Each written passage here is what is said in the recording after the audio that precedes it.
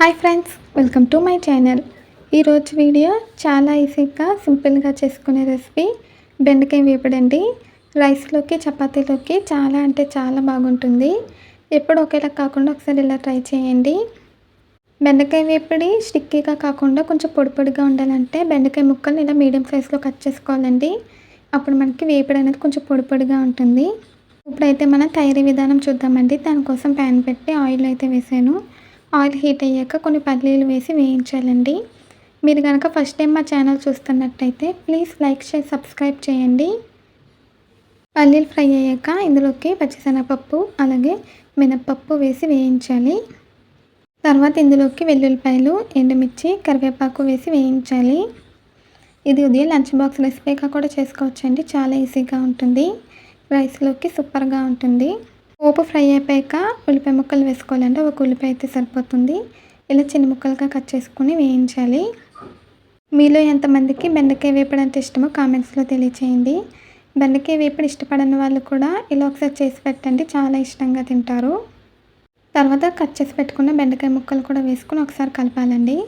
బెండకాయలు వేసాక ఎక్కువగా కలపకూడదండి. ఎక్కువగా కలిపితే మనకి జిగురు వచ్చేస్తుంది, స్టిక్కీగా అయిపోతుందండి. ఎక్కువగా కలపకుండా స్లోగా కలపాలి. బెండకాయ ముక్కలు వేసాక ఒక 2 నిమిషాల పాటు మనం వేయించాలండి. 2 నిమిషాలు ఫ్రై చేసాక మీకు చూపిస్తున్నాను. ఇప్పుడు ఇందులోకి కొద్దిగా పసుపు అలాగే రుచికి సరిపడా ఉప్పు వేసుకొని కలుపుకోవాలి. స్లోగా ఒకసారి కలిపేసి మగ్గించాలండి. ఇప్పుడైతే మూత పెట్టేయాలండి. సిమ్లో పెట్టేసి మనమైతే బెండకాయ వేపుని అయితే మగ్గించాలి. ఒక 50% వరకు మనకి మగ్గిపోవాలండి. మధ్య మధ్యలో అయితే మూత తీసి కలుపుకుంటూ ఉండాలి. మీకు ఇప్పుడైతే చూపిస్తున్నానండి. మూత తీసి మనకి ఒక 50% వరకు కూడా మగ్గిపోయింది. ఇప్పుడు ఒకసారి కలుపుకోవాలండి. ఇలా కలిపాక అప్పుడు ఇందులోకి మనం కొద్దిగా కారము అలాగే కొంచెం గరం మసాలా పొడి వేసానండి. రైస్లోకి ప్లెయిన్గా కాకుండా గరం మసాలా వేస్తే బాగుంటుంది కదా. ఈ యొక్క కర్రీ ఉంటే చాలండి, అన్నం మొత్తం కూడా తినేయచ్చు.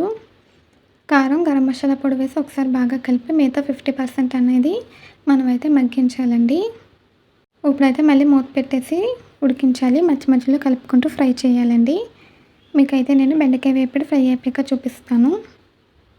చూడండి ఫ్రెండ్స్, ఇప్పుడైతే మూత తీసి చూపిస్తున్నాను. మనకి బెండకాయ వేపుడు అయితే రెడీ అయిపోయిందండి. ఇలా ఫ్రై అయితే సరిపోతుంది. రైస్లోకి చాలా బాగుంటుంది. ఇది రసం సాంబార్లోకి కూడా సైడ్ డిష్గా చేసుకోవచ్చండి. అంతేనండి, చాలా ఈజీగా టేస్టీగా మనకి బెండకాయ వేపుడు అయితే రెడీ అయిపోయింది.